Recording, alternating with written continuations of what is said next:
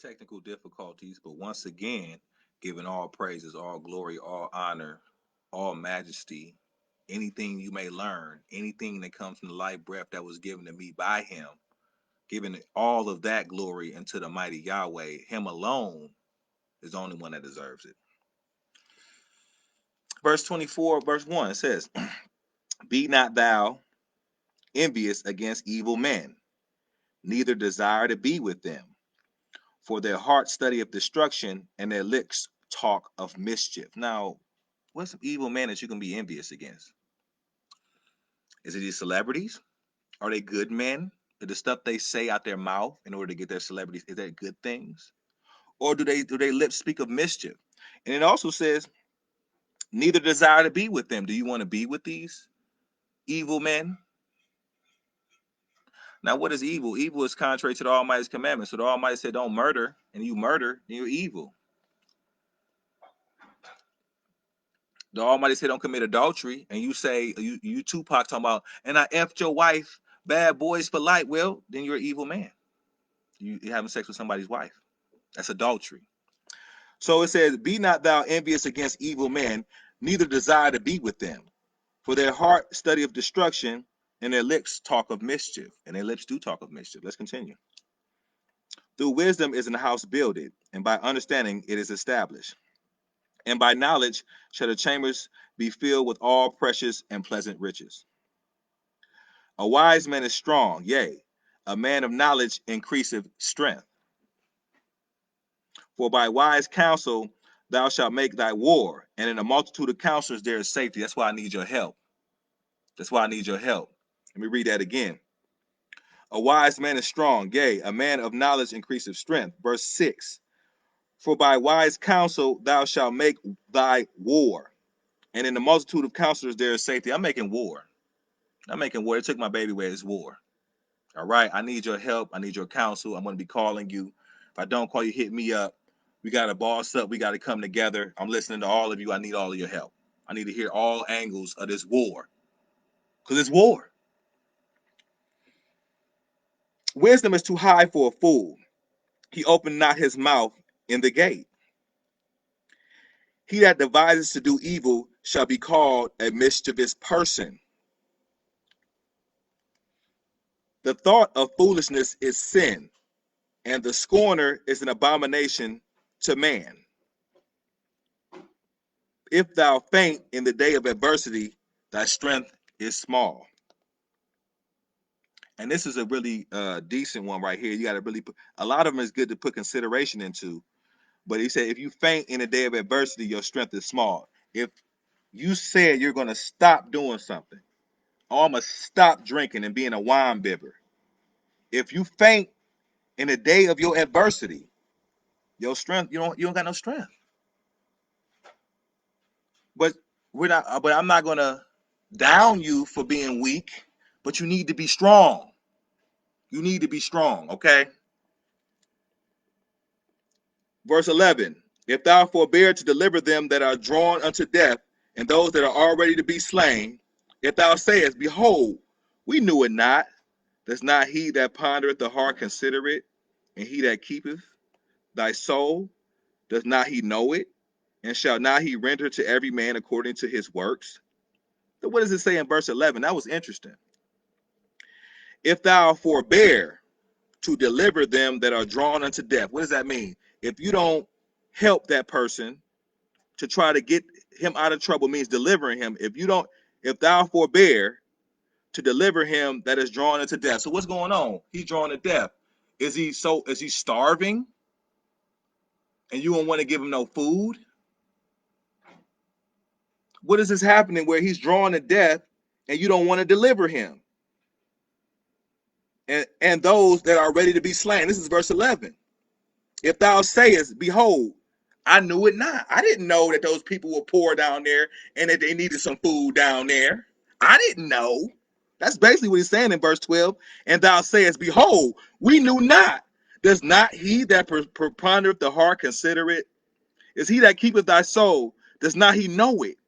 And shall he not render every man according to his works? Meaning, Not only is he rendering you according to your works, but he rendering you according to works that you not trying to do. He said, why didn't you do anything? What does it say right here? And shall not he render to every man according to his works? Why you say according to his works when verse 11 say that you forbear to deliver him? And you saith, we knew it not. We didn't even know. That means you didn't even do any works because you didn't even know. But he's going to judge you according to works you do. Positive. You got to do the works. Let's continue. My son, eat thou honey because it is good, and the honeycomb which is sweet to thy taste. So shall the knowledge of wisdom be unto thy soul when thou hast found it. Then there shall be a reward, and thy expectation shall not be cut off.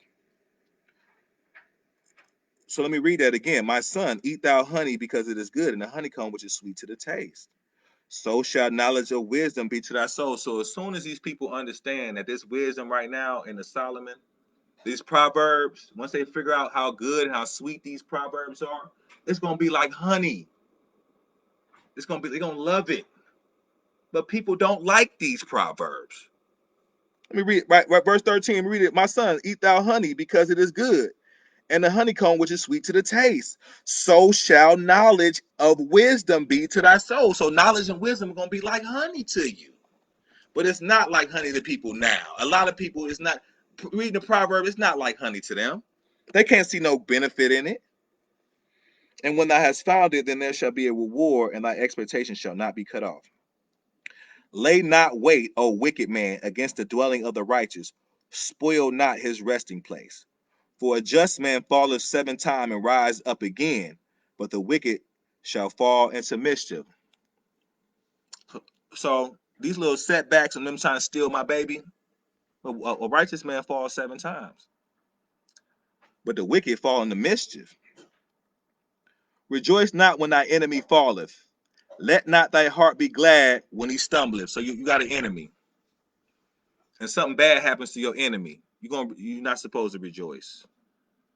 You know, if your enemy family member die, you're not supposed to ha ha ha ha ha. You know, it's not that.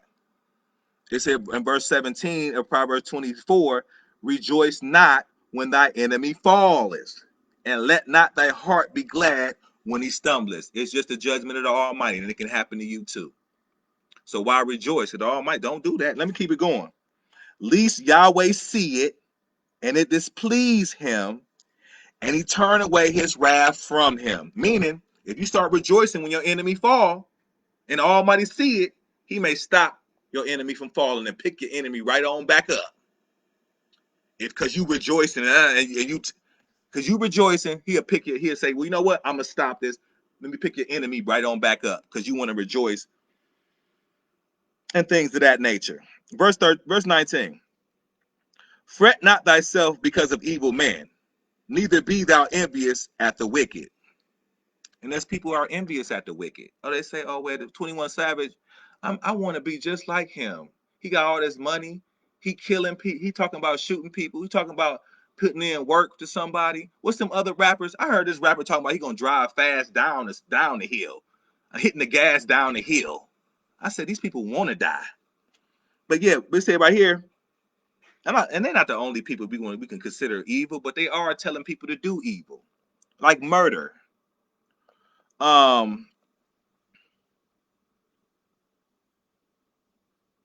Fret not thyself because of evil men, neither be thou envious at the wicked, for there shall be no reward to the evil man. The candle of the wicked shall be put out. My son, fear thou Yahweh and the king, and meddle not with them that are given to change. For their calamity shall rise suddenly, and who knoweth the ruin of them both? Oh, wow. Meddle not to those that are given to change. Now, that's something to put into consideration. I'm going to keep going. That's verse 21. Verse 23. These things also belong to the wise. It is not good to have respect of person in judgment. He that saith unto the wicked, thou art righteous, him shall the people curse. Nations shall abhor him. But to them that rebuke him, shall be delight, and a good blessing shall become upon them. What does it talk about, man? Let me read that again. These things also belong to the wise. It is not good to have respect of person in judgment. So because it's your friend, you're gonna let your friend go and rob somebody. And you know, it's cool. You robbed him, or you hiding out in here, huh? But if somebody else robs somebody, he's a low life. Why you just rob that person? Why you rob that person? But when your friend do it, it's all fun and games. It's all fun and games. It's you haven't respected person. Oh, this person's rich. This person got money right here. So you know what I mean. So I don't care what they do. They can go ahead and just you know what I mean. What kind of stuff? What kind of stuff you supposed to? I don't care what they do because they got money. I don't care if they stole all the money from you know what I'm saying a kid's home or whatever. You can come up with different scenarios where it's like, okay, because this person is my friend, or because this person has money and this person is broke, I'm gonna side with the person with the money. That's having respect to persons. What does it say?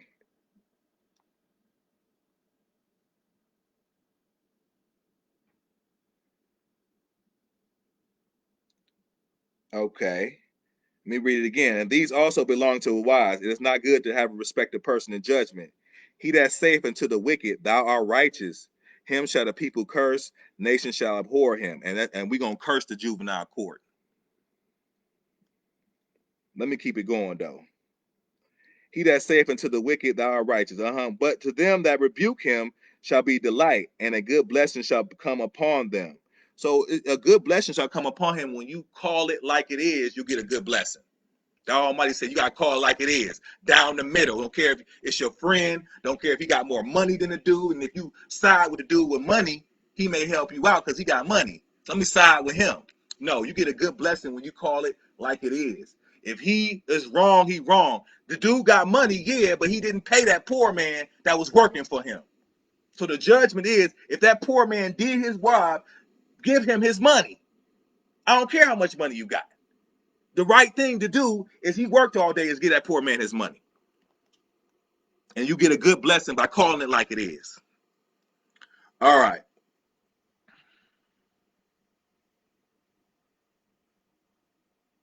Every man shall kiss his lips that give a right answer. Hmm.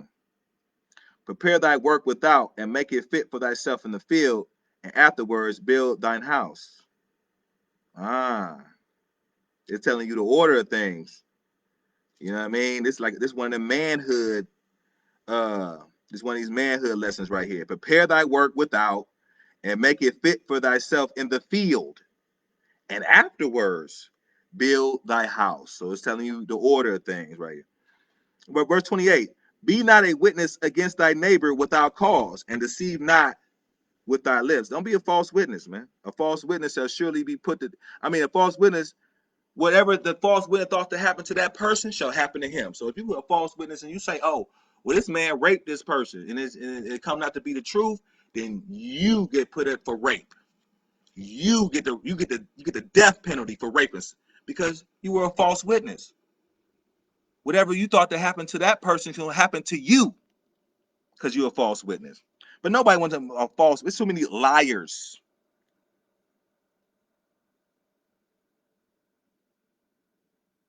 Say not, I will do so to him as he have done to me. I will render to that man according to his work. This is talking about avenging. That's a hard one. People gotta get their revenge.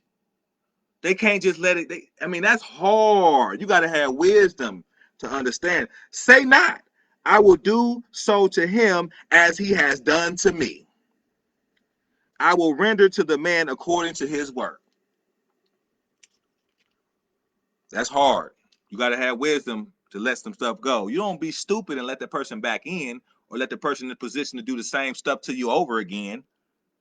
But you you have to, you have to have some type of forgiveness. That's hard.